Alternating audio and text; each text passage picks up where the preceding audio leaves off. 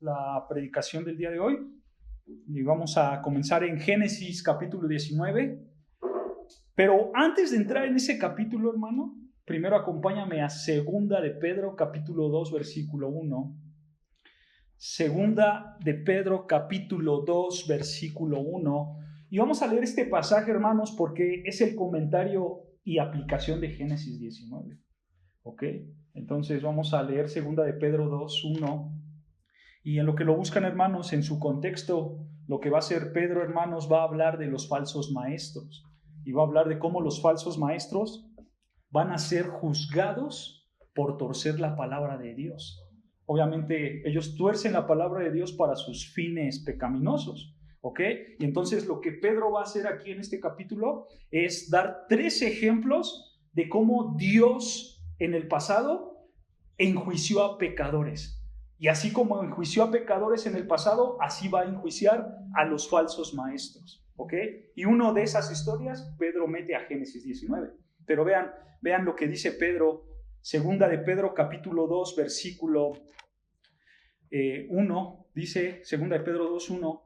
Pero hubo también falsos profetas entre el pueblo, como habrá entre vosotros, ¿escucha qué? Falsos maestros, dice las Escrituras, que introdujeron encubiertamente herejías destructoras y aún negarán al Señor que los rescató. Escucha, atrayendo sobre sí mismo, ¿qué? Destrucción repentina.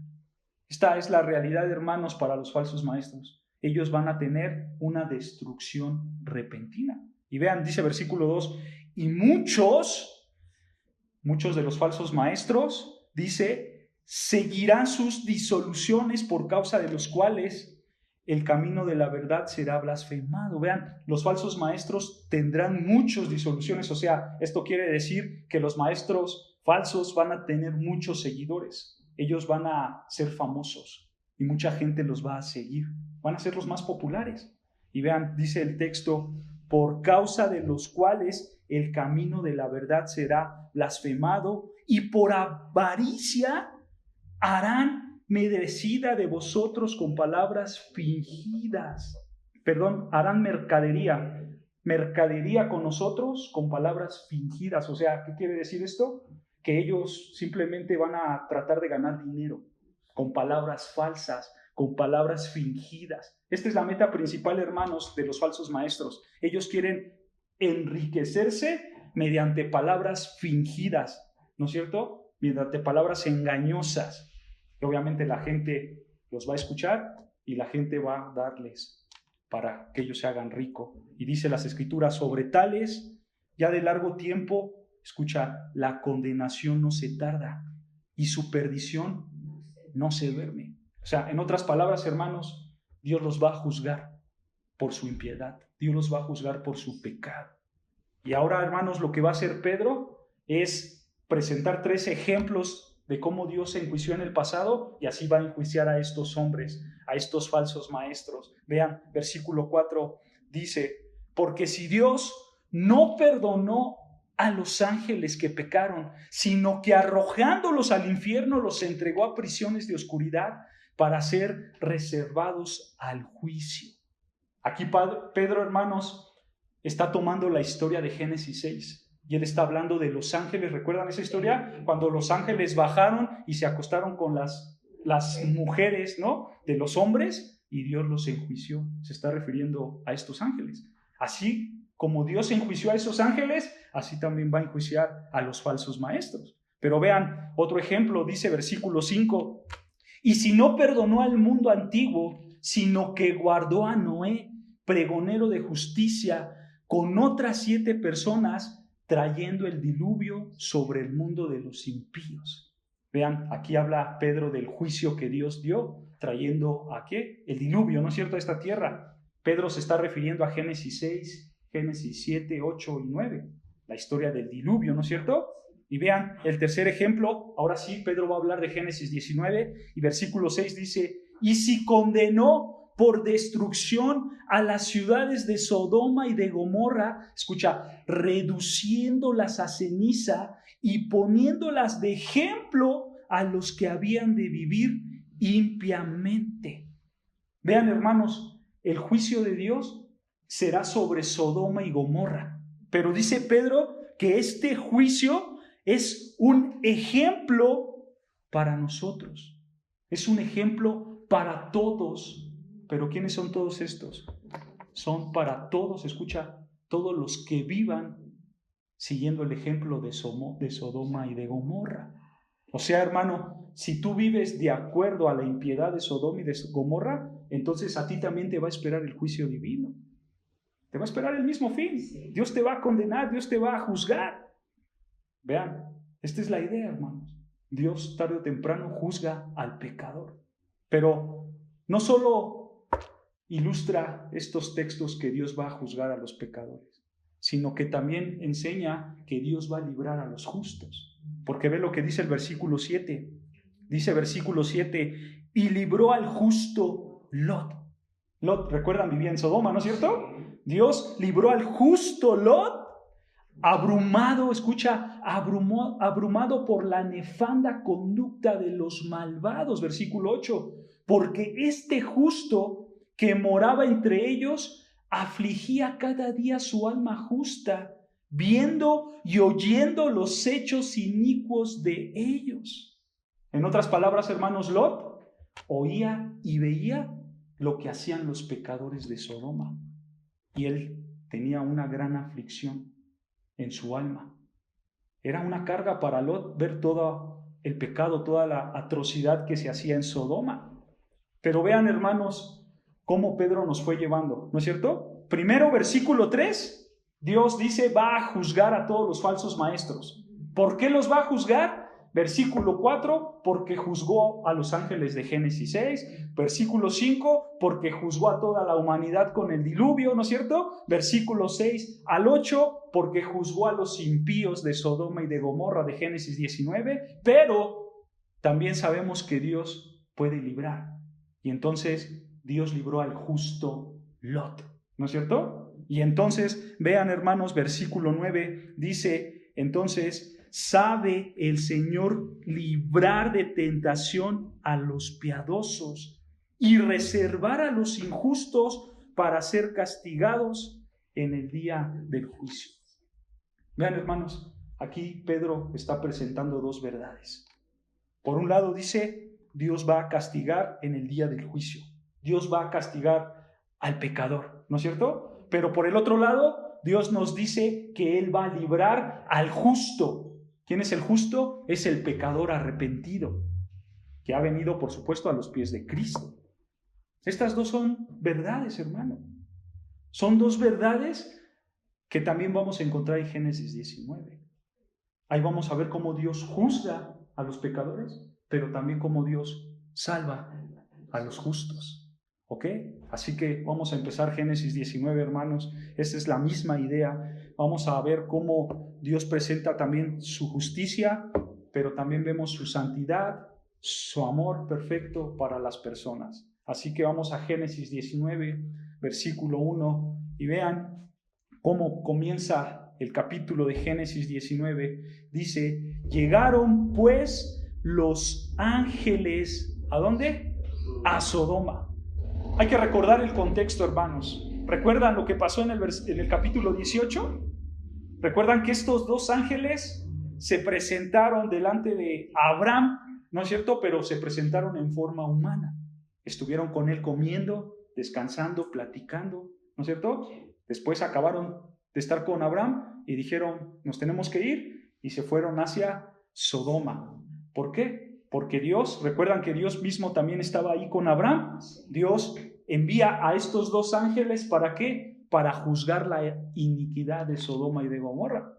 Y entonces, estos ángeles ya están aquí, ya están en Sodoma, y vean cuándo llegaron. ¿Cuándo llegaron? Dice el texto, a la caída de la tarde, o sea, en la noche. Estos ángeles llegaron en la noche, y escucha, y Lot estaba sentado a la puerta de Sodoma. Vean, hermanos, en estas épocas de Lot, las puertas de las ciudades eran como los centros cívicos, ¿ok? Ahí es donde se reunía toda la gente, ahí es donde se reunía principalmente los jueces de las ciudades para hablar temas de la comunidad, ahí en las puertas de las ciudades. ¿Esto qué nos hace ver, hermanos? Esto nos hace ver que Lot tenía un cierto estatus dentro de la comunidad en donde él vivía, ¿ok? Entonces, hermanos, dice el texto que Lot estaba sentado, ¿no es cierto?, a la puerta de Sodoma, y vean qué pasó. Y viéndolos Lot ve a los ángeles, se levantó a recibirlos, y escucha, y se inclinó hacia el suelo. ¿Recuerdan que esto mismo hizo su tío Abraham? Cuando vio a los 3 hombres, él también se postró en el suelo como una señal de respeto. Recuerdan que lo hablamos, era parte, hermanos, del protocolo de la época. Como nosotros los hombres normalmente cuando le queremos mostrar un respeto a una persona o saludarlo, lo saludamos y le damos un abrazo, ¿no es cierto?, por el lado izquierdo con 2 palmaditas. Es parte de nuestro protocolo, ¿no? O los argentinos, ¿cómo saludan los argentinos? Con un beso, ¿no? Es parte de su protocolo. Bueno, en estas épocas, hermanos, era exactamente lo mismo. Lot se inclina, dice, bajo el suelo, hacia la tierra, porque estaba saludando respetuosamente. Es parte del protocolo de la época, ¿ok? Entonces, vean, simplemente Lot ve llegar a estos hombres. Lot no sabe que son ángeles, simplemente los ve llegar, se inclina, los saluda con buenos modales, y vean lo que pasa, versículo 2. Y versículo 2. Y dijo, Lot le dice a estos hombres, ahora, mis señores, os ruego que vengas a casa de vuestro siervo y os hospedéis y lavaréis vuestros pies, y por la mañana os levantaréis y seguiréis vuestro camino. Vean, exactamente otra vez, igual que su tío Abraham. Lot está siendo hospitalario, ¿no es cierto?, de acuerdo a las costumbres de las épocas. Lot simplemente está diciendo, vengan, quédense en mi casa, pasen la noche ahí, coman, descansen y después se van. Vean, ¿no es cierto? ¿Y cómo respondieron estos hombres? Al final del versículo 2, dice el final del versículo 2, y ellos respondieron, no, que en la calle nos quedaremos esta noche. Dice, mas él porfió con ellos mucho. Esta palabra de porfió en hebreo es pasar, que pasar, hermanos, simplemente se traduce como insistir. O sea, Lot insistió mucho para que se quedaran, esa es la idea, ¿ok? Lot insistió mucho y fueron, dice el texto, y fueron con él y entraron en su casa y les hizo banquete y coció panes y levadura y comieron. Versículo 4, vean, pero antes que se acostasen, rodearon la casa los hombres de la ciudad, varones de Sodoma, todo el pueblo junto. Esta frase, hermanos, todo el pueblo junto, no es una buena traducción. La mejor traducción es la que hace la Biblia de las Américas, que dice todo el pueblo sin excepción. Esa es la idea. Todo el pueblo sin excepción. Por eso dice desde el más joven hasta el más viejo. O sea, prácticamente está diciendo todos, ¿no es cierto? Todos, desde el más joven hasta el más viejo. O sea, todo hombre en Sodoma, dice las escrituras, que rodearon la casa de Lot, ¿no es cierto? Eso es lo que está diciendo.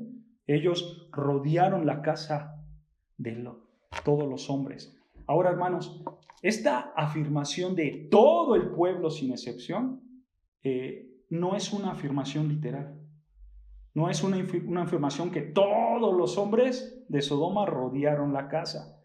¿Por qué decimos esto? Porque ya lo veremos más adelante. Sabemos que habían 2 hombres adentro de la casa de Lot.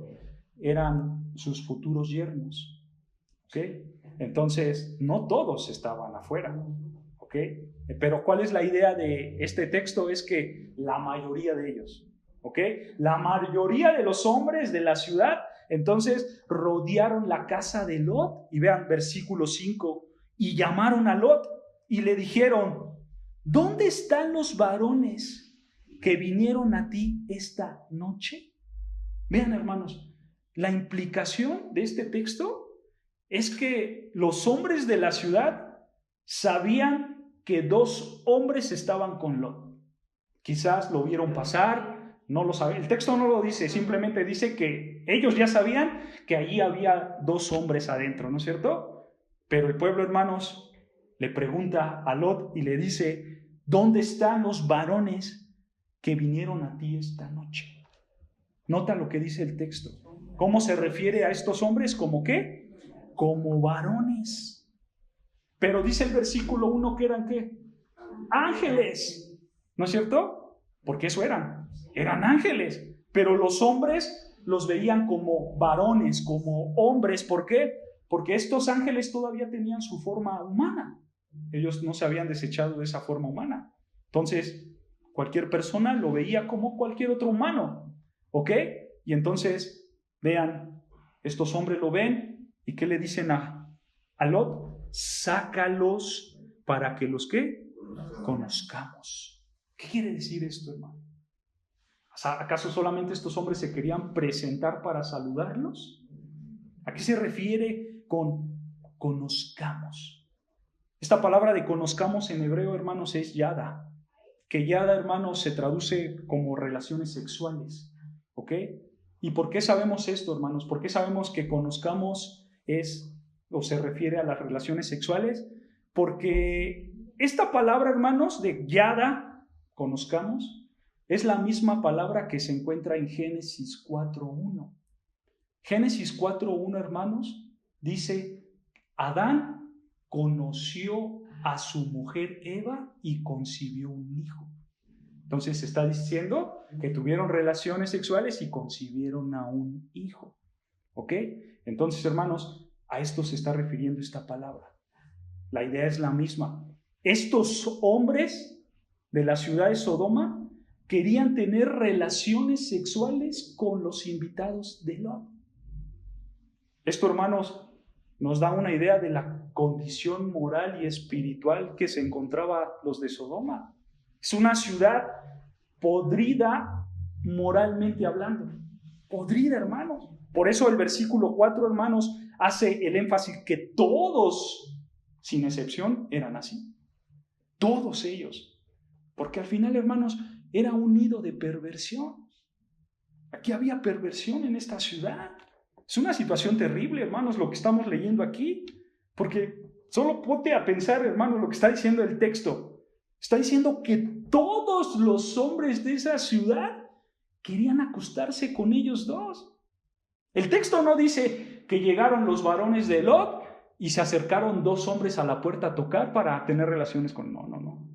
Dice el texto que todos fueron para acostarse con ellos. ¿Nota la perversión, hermanos? O sea, en sus mentes perversas era el compartirse el uno al otro y al otro y al otro. Era algo perverso, hermanos. Suena desagradable, pero esto es lo que está enseñando el texto, para que nosotros tengamos una idea del nivel de perversión que existía en la ciudad de Sodoma. Era algo perverso, grandemente. Ahora vean lo que pasó, versículo 6.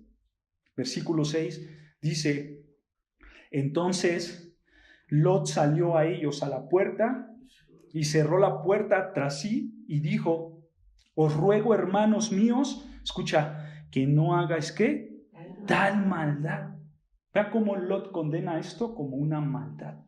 Les pide que no lo hagan, ¿no es cierto? Pero quiero que notes, hermanos, que estos hombres querían conocer a los otros hombres y Lot llama a esa acción una maldad. Porque ya sabemos a lo que se está refiriendo, ¿no es cierto? Entonces podemos ver, hermanos, en pocas palabras, que la homosexualidad es una maldad. La homosexualidad es un pecado, como las Escrituras lo repiten una y otra vez. Porque, hermanos, sabemos que desde Génesis 1 hasta el día de hoy, sabemos, hermanos, que el diseño perfecto de Dios es el matrimonio entre un hombre y una mujer. Y todo el Antiguo Testamento, como el Nuevo Testamento, reafirman esta idea, ¿no es cierto? Entonces, hermanos, cualquier relación sexual fuera del matrimonio entre un hombre y una mujer es pecado, porque es fuera del matrimonio, ¿no es cierto? Entonces imagínate cuando esto es un hombre con un hombre y una mujer con una mujer. Dios a esto lo llama una abominación. Es una abominación por Dios. Por eso Dios lo llama así. Vean lo que dice Levítico 18:22. Levítico 18:22, y Dios lo prohíbe en su ley porque para él es una abominación. Levítico 18:22. Dice Levítico 18, versículo 22, dice: no te echarás, o sea, no te acostarás, esa es la idea, no te acostarás con varón como con mujer. ¿Es que? Abominación. Vean, hermanos, la homosexualidad para Dios es abominación. Misma idea, Levítico 20:13, más adelante. Levítico 20, versículo 13, vean lo que dice. Levítico 20, versículo 13, dice así el texto: si alguno se ayuntare, o sea, si alguno se acostara, esa es la idea, si alguno se acostara con varón como con mujer, escucha, abominación hicieron, ambos han de ser muertos, sobre ellos será su sangre. Vean, hermanos, que Dios estableció la pena de muerte para la homosexualidad. ¿Por qué? Porque es una abominación para Él. Es un pecado sumamente terrible para Dios. Entonces, esa abominación, Dios lo condena con muerte. Y vean lo que dice Jueces 19:22. Jueces 19, versículo 22. Dice Jueces 19, versículo 22. Dice así Jueces 19:22. Dice: pero cuando estaban gozosos, he aquí que los hombres de aquella ciudad, hombres perversos, rodearon la casa, golpeando a la puerta, y hablaron al anciano dueño de la casa diciendo: saca al hombre que ha entrado en tu casa, escucha, para que lo conozcamos. Es la misma idea, hermanos, de la historia de Lot. Estos hombres quieren tener relaciones homosexuales con el hombre que está dentro. Y vean versículo 23. Y salió a ellos el dueño de la casa y les dijo: no, hermanos míos, os ruego que no cometas este mal, ya que este hombre ha entrado en mi casa. No hagáis esta maldad. Versículo 24. He aquí mi hija virgen y la concubina de él, yo os la sacaré ahora, humilladlas y hacer con ellas como os parezca, y no hagáis a este hombre, cosa tan infame. Vean, hermanos, vean cómo Dios ve la homosexualidad. La ve como algo perverso, como algo malo y como algo infame. Así Dios ve la homosexualidad.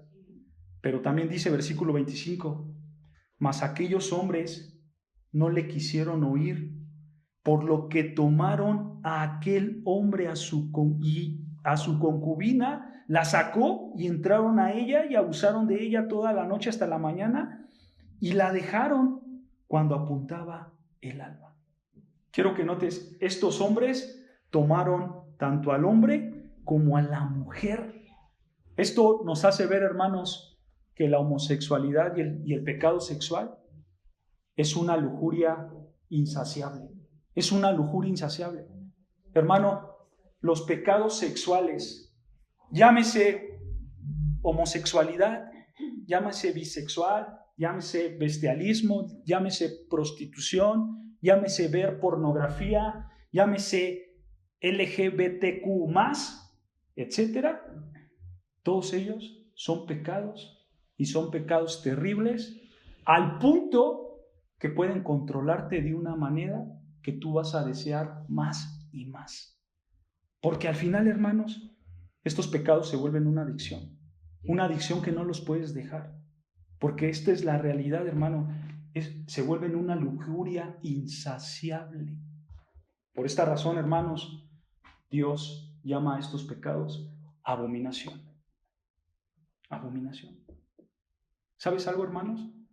Cuando nosotros estudiamos el Nuevo Testamento, específicamente Romanos 1, Pablo ahí nos enseña que la homosexualidad es un indicador de que Dios ya te juzgó. Porque, hermanos, Dios dice, está bien, ¿quieres perderte en tu pecado? Ahí está, piérdete en tu pecado. Vean lo que dice Romanos 1 para que me crean. Romanos 1:26. Vean lo que dice Romanos 1, versículo 26.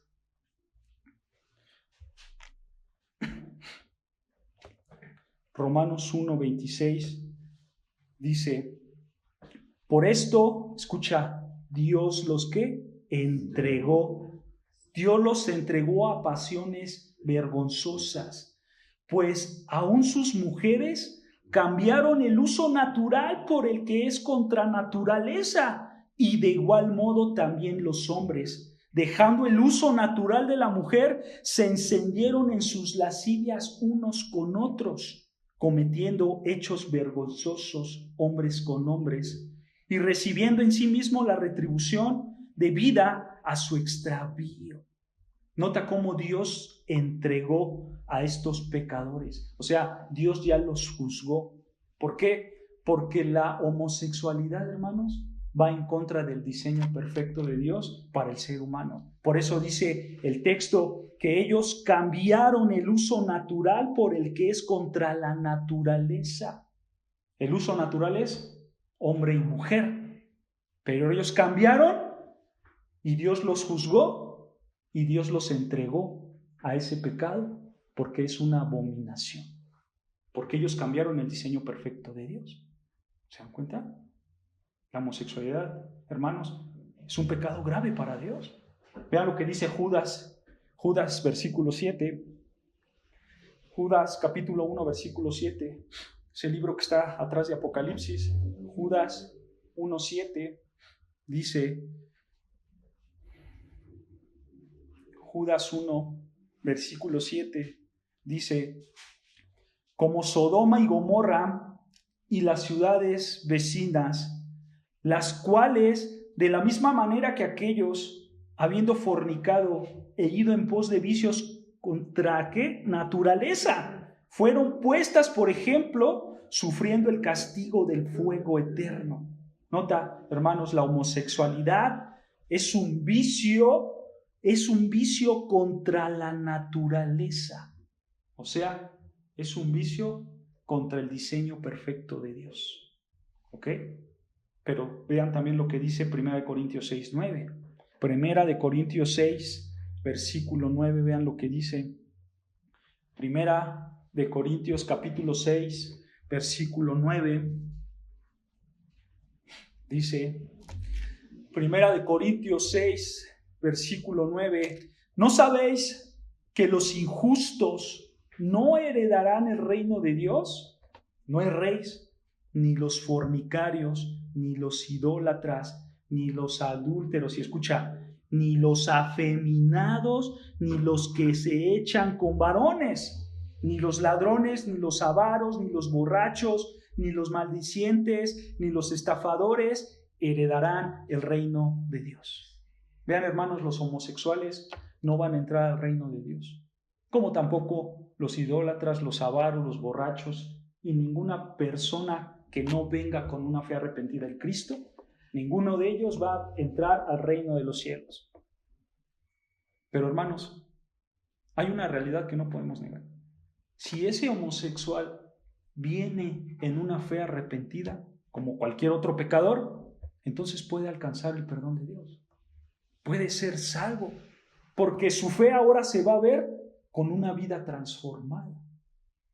Por eso dice versículo 11, estos erais algunos, mas habéis sido ¿qué? Lavados, habéis sido santificados, ya habéis sido justificados en el nombre del Señor Jesucristo y por el Espíritu de nuestro Dios.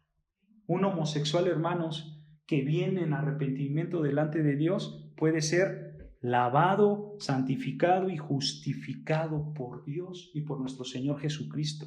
Y así ellos pueden encontrar la salvación. Entonces, hermanos, el pecado de la homosexualidad, desde el punto de vista temporal, tiene consecuencias muy, muy graves, más que otros pecados. Pero desde el punto de vista de Dios, hermanos, la homosexualidad es igual que cualquier otro pecado. Porque Dios es santo, hermanos. Y cualquier pecado que hagamos, se llame como se llame, nos hace acreedores del infierno. ¿No es cierto? Nos hace, hermanos, que Dios no extienda su mano salvadora sobre nosotros por no ir con una fe arrepentida en Cristo. Entonces, hermanos, la homosexualidad para Dios es una abominación. Es una abominación. Ahora, esto no quiere decir, hermanos, que tenemos que tener una fobia con los homosexuales, ¿no? Tampoco quiere decir que la homosexualidad entonces es una enfermedad. No. Hay que llamar las cosas como son. La Biblia presenta la homosexualidad como un pecado, así como la mentira, así como la borrachera, así como la ira descontrolada, así como el robo, así como el matar, etc. ¿No es cierto? La homosexualidad es un pecado como cualquier otro pecado delante de Dios. Y para ser librados de ese pecado, como de cualquier otro, necesitamos ¿qué? El poder de Dios. Necesitamos venir en una fe arrepentida, ¿no es cierto?, a través del Evangelio de Cristo. Entonces, hermanos, nosotros tenemos que ser compasivos con las personas que tienen el pecado de la homosexualidad, así también como cualquier otra persona que tenga otro pecado. Porque, hermanos, todos necesitamos del Evangelio de Cristo, ¿no es cierto? Todos necesitamos ser salvados por Cristo. Y entonces necesitamos también predicar ese Evangelio de salvación para que ellos alcancen la salvación. ¿Ok? Entonces, regresando, hermanos, a Génesis 19, versículo 8, el texto que estamos estudiando, Lot responde a sus vecinos y les dice, no hagan tal maldad, ¿no es cierto? No les puedo dar a mis invitados porque ustedes quieren hacer estas perversidades. Y vean, hermanos, cómo contesta Lot. Vean lo que hace. Lot va a dar una propuesta y dice Génesis 19, versículo 8, dice, he aquí ahora yo tengo 2 hijas que no han conocido varón.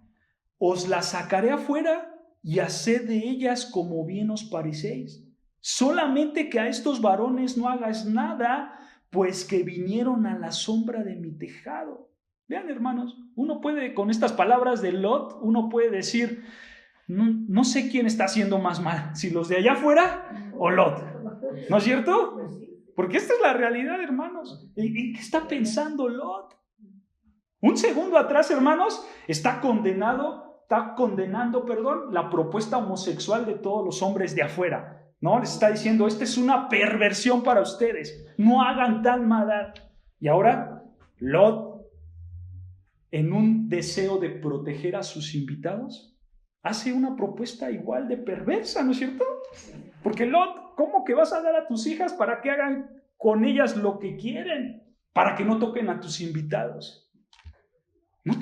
Quiero que notes, hermanos, la mentalidad que tenía Lot. Esto nos hace ver, hermanos, que el vivir en Sodoma afectó los estándares morales de Lot. Los afectó por todo el pecado, obviamente por todo el pecado que había ahí adentro. Y también, hermanos, esto apunta a que esas personas de Sodoma no solamente eran homosexuales, probablemente también eran bisexuales. Seguimos en los pecados perversos, ¿no es cierto? Por eso quizás ofreció a sus hijas. Pero la realidad, hermanos, es que también Lot estaba afectado en su condición moral.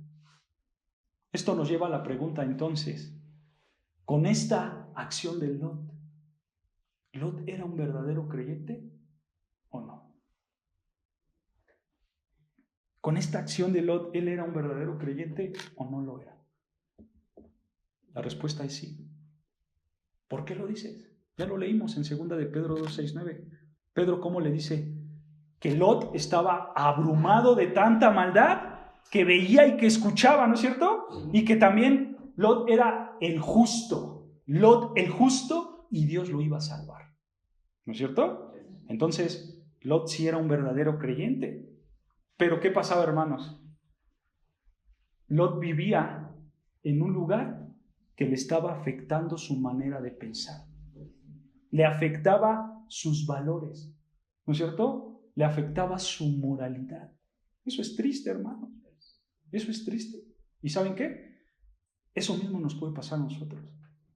Si tú te expones al pecado, tú puedes adoptar las costumbres de ese pecado, aunque seas un verdadero creyente. Por eso, hermano, tienes que tener cuidado qué ves y qué escuchas, porque es muy fácil adaptarte a las costumbres de este mundo. Es muy fácil y tú como cristiano lo puedes hacer. La pregunta, hermanos, es, entonces, ¿qué tengo que hacer para no adaptarme a las costumbres pecaminosas de este mundo?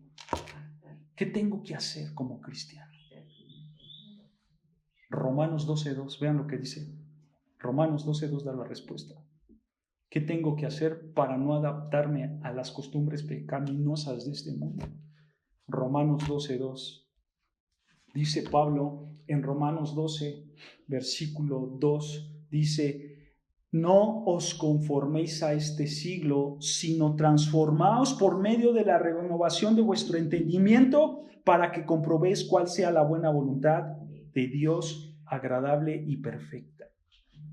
Dice Pablo que nosotros los creyentes no tenemos que conformarnos. Esta palabra de conformarnos, hermanos, en griego es sidgematizo. Sidgematizo, que sidgematizo, hermanos, se puede traducir como amoldar. Eso es una traducción, amoldar. La idea, hermanos, es que tú puedes empezar a vivir con el mismo patrón que vives. Tú te amoldas. Por eso Pablo te dice, no te amoldes. No vivas como el mismo patrón que estás viendo. Esa es la idea. ¿Ok? Entonces, ¿qué tengo que hacer, Pablo? Si no tengo que amoldarme, ¿qué tengo de hacer? Dice el texto, sino transformaos, metamorfo. En griego, transfórmate, metamorfo, que quiere decir simplemente cambia. Eso es metamorfo, cambiar. O sea, hermanos, cambiar en términos bíblicos se refiere a nacer de nuevo. Nacer de nuevo. Como dice las Escrituras, si alguno está en Cristo, nueva criatura es. Las cosas viejas pasaron, he aquí todas son hechas nuevas. A esto se refiere cambiar. Tú ya no puedes ser el mismo. Tú ya no puedes ser como el de antes eras. Pero, ¿qué tienes que hacer para cambiar? ¿No es cierto? Porque Pablo te está diciendo, no te amoldes, no vivas bajo el patrón de este mundo, sino cambia. ¿Pero qué tengo que cambiar?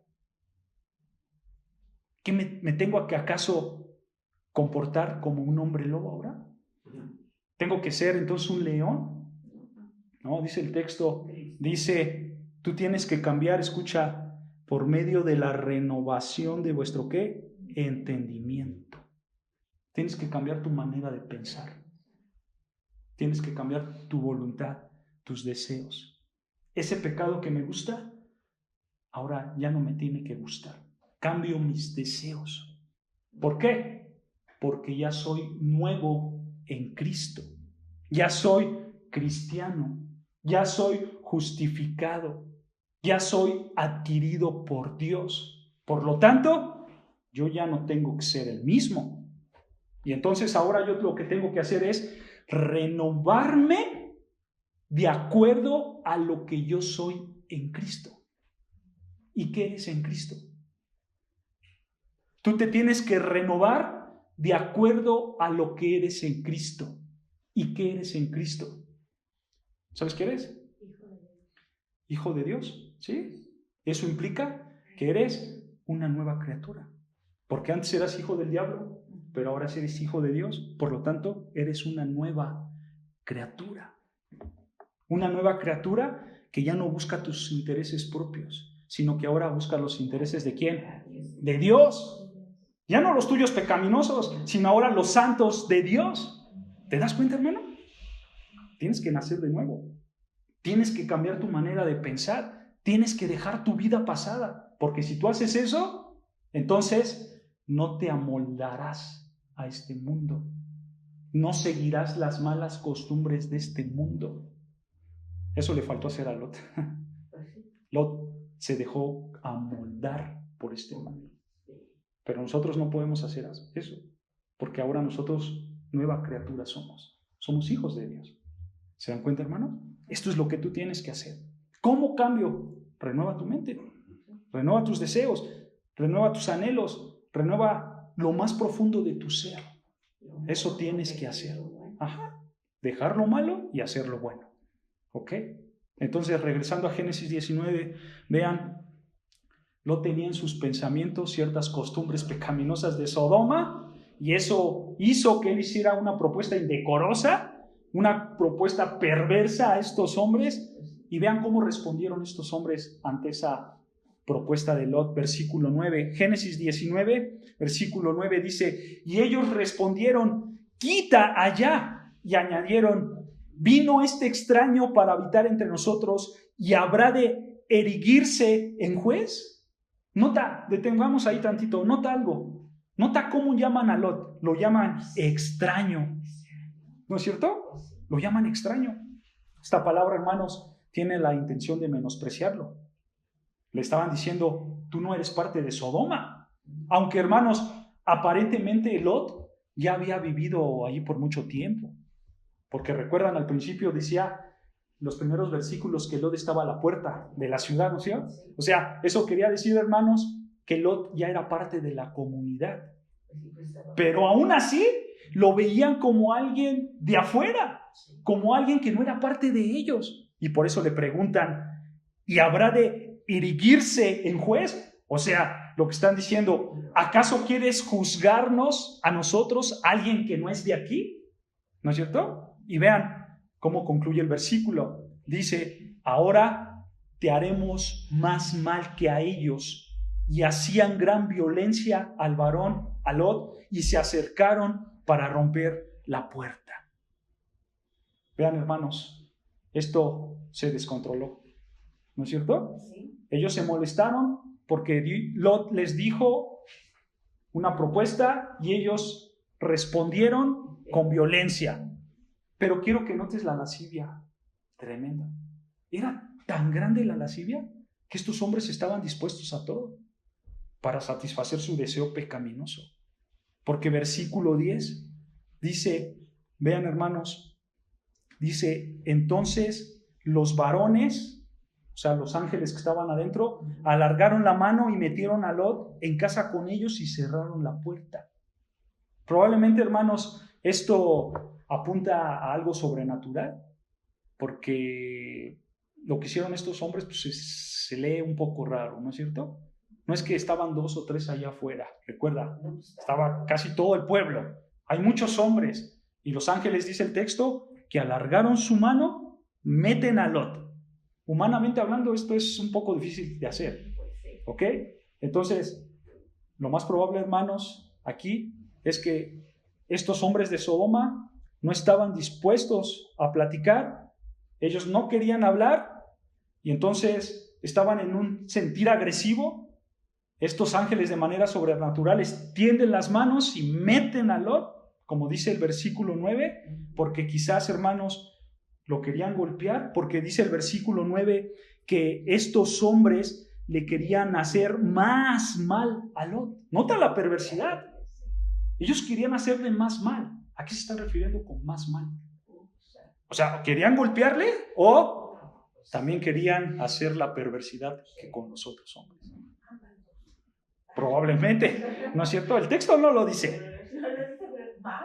Pero, ajá, entonces, sí, claro. Entonces, Dios, ¿qué tenía que hacer, hermanos? En un acto de misericordia, hizo que estos ángeles estiraran la mano y metieran a Lot, cerraran la puerta, ¿no es cierto? Y versículo 11, vean, y a los hombres que estaban a la puerta de la casa, hicieron con ceguera, hirieron con ceguera, o sea, los ángeles hirieron con ceguera a los de afuera, desde el menor hasta el mayor, de manera que se fatigaban buscando la puerta, ¿no es cierto? Vean cómo los ángeles, también orquestado todo por Dios, dice que provocaron una ceguera. Esta palabra de ceguera, hermanos, en hebreo es sangermin, que se traduce, hermanos, como ceguera. Simplemente se traduce como ceguera.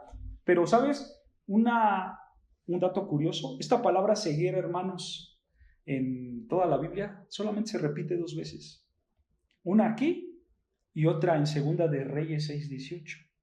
Y allí en Segunda de Reyes 6:18, hermanos, nos da la idea de que esta palabra es que un hombre queda ciego porque ve una luz resplandeciente muy grande. Esa es la idea de esta palabra. Ellos vieron una luz muy brillante que se quedaron ciegos. Es cuando tú ves al sol directamente. Tú lo ves, bajas la mirada y ya no ves nada, ¿no? Te deslumbreas, ¿no? Ándale, sí, exactamente, ¿no? Esa es la idea de esta palabra. Hubo mucha luz brillante que se quedaron ciegos. Obviamente, otra vez, esto fue algo sobrenatural realizado por los ángeles, pero quiero que notes las últimas palabras. Dice el texto, de manera que se fatigaban buscando ¿qué? La puerta. Vean, hermanos, esto nos está hablando de la gran pecaminosidad que tenían estos hombres. Porque a pesar de su ceguera, ellos seguían buscando la puerta para entrar. Y entonces, así satisfacer su perversidad. Esto es algo terrible, hermanos, lo que estábamos viendo aquí. Porque así es el ser humano, hermanos. El ser humano hace lo que sea para satisfacer sus deseos pecaminosos más profundos. Va a hacer lo que sea. ¿Sabes por qué? Porque el problema está en el corazón. Está en el corazón. Hermano, tú en la vida te puedes encontrar a personas ciegas, a personas sordas, a personas cojas, a personas mancas. Tú te puedes encontrar a cualquier tipo de discapacidad y ellos van a querer seguir practicando su pecado. Ellos van a tomar, ellos van a mentir, ellos van a robar, ellos van a ser homosexuales, ellos van a blasfemar. ¿Por qué? Porque el problema del ser humano no está en el exterior. ¿Dónde está? En el interior. Aquí está el ejemplo claro, ¿no es cierto? ¿Qué tenían que haber hecho estos hombres? ¿Qué pasó? ¿No? ¿Qué pasó? ¿Por qué perdimos la vista? ¿Por qué ya no estamos viendo? Espérame tantito, aquí hay algo raro, ¿no es cierto? Esa es la reacción que tenían que haber tenido. Reflexionar en lo que estaba pasando. Pero no. Dice el texto que ellos seguían buscando la casa. ¿Para qué? Para satisfacer sus deseos pecaminosos. El juicio de Dios no los detuvo. Así es el pecado, hermano. La realidad es que la discapacidad no tiene nada que ver con que dejes o no dejes el pecado. Porque el problema está en tu corazón. O sea, el problema está en tus pensamientos, en tus deseos, en tus intenciones más profundas de tu ser. Ahí está el problema. Por eso enseñamos, renueva tu mente. Renueva tu mente para que tú puedas dejar ese pecado. Hermano, no importa cómo seas externamente, tú necesitas cambiar tus intenciones, tú necesitas cambiar tus deseos, tu manera de pensar para que puedas dejar ese pecado que tienes. Y aparte, si tú eres un verdadero creyente, no solamente tienes que cambiar tu mente, sino también debes de saber que Dios ya te libró del pecado. Porque Dios a sus hijos los libra del pecado, ¿no es cierto? Mira lo que dice Romanos 6:22. Romanos 6:22. Dice Pablo. Romanos 6:22. Aquí Pablo le está hablando a los creyentes de Roma. Y dice Pablo, Romanos 6:22, le dice, mas ahora. ¿Ahora cuándo? Ahora que eres creyente. Esa es la idea. ¿Ok? Mas ahora que eres creyente, dice Pablo, que habéis sido librados del pecado y hechos ¿qué? Siervos, o sea, esclavo. Tú has sido hecho esclavo de Dios. Tenéis por vuestro fruto ¿qué? La santificación. Hasta ahí detengámonos. Aquí, hermanos, quiero que veas, aquí está la libertad que Dios te dio. En otras palabras, hermanos, la santidad, la obediencia a Dios es el resultado de tu salvación. Eso es lo que está tratando de decir Pablo. La idea, hermanos, es que Dios nos libra del pecado y a su vez nos hacemos ahora esclavos de Él. ¿Ok? Tú estabas encadenado y eras esclavo del pecado, pero ahora Dios te libra del pecado y ahora tú te vuelves un esclavo de Cristo. Hermano, ¿tú sabes cuál es la única función de un esclavo? En el siglo I en Roma, cuando Pablo estaba escribiendo esto, ¿cuál era la función del esclavo? Eso era todo. Era hacer todo lo que le agradaba a tu Señor. Eso tenía que ser el esclavo. Él no se tenía que preocupar ni por comida, ni por casa, ni por ropa. Él solamente tenía un trabajo y una misión: agradar a su Señor. Hermanos, esta es una analogía perfecta que el Espíritu Santo está inspirando a Pablo para aplicarlo a lo espiritual. Porque un cristiano verdadero tiene por meta agradar a Dios, agradar a su Señor. Si tú te dices ser cristiano y pones tus prioridades primero antes que las de Dios, entonces no eres un verdadero creyente, no eres un siervo de Dios, porque no estás sirviendo a tu Señor, te estás sirviendo a ti mismo. Porque un verdadero siervo sirve a su amo, ¿no es cierto? Un verdadero esclavo de Cristo sirve a Cristo. ¿Se dan cuenta, hermanos? Entonces, tú tienes que ser un verdadero servidor de Dios. Tú tienes que agradar a tu amo, no a ti mismo. Y cuando tú agradas a ese amo, dice Pablo, entonces tienes por fruto, dice el texto, tienes por fruto la santificación. Cuando tú agradas a tu amo, tienes por fruto la santidad. O sea, en otras palabras, nuestra obediencia a Dios es el resultado de que Dios te ha librado del pecado. Eso es lo que está diciendo Pablo. Tu obediencia es el resultado de que Dios te ha librado de tu pecado. Nota, hermanos, si tú eres un verdadero creyente, entonces tú ya tienes el fruto de la santificación. Y por tal, tú vas a poder dejar tu pecado, por tal, tú vas a poder renovar tu mente y por tal, tú vas a buscar la santidad, porque tú ya eres libre de ese pecado que te dominaba. Y ahora sí puedes obedecer al Dios que sirves. ¿Se dan cuenta? Esto es lo que tenemos que hacer nosotros, hermanos. Ya no dejarnos dominar por nuestro pecado, como estos hombres que hacían lo que fuera para satisfacer sus deseos carnales. ¿Ok? Lo vamos a dejar hasta aquí, hermanos, porque ya se me acabó el tiempo y si le continúo, lo voy a dejar a medias. Así que hasta aquí lo dejamos, hermanos, y si Dios quiere, seguimos la próxima semana con la historia de Lot.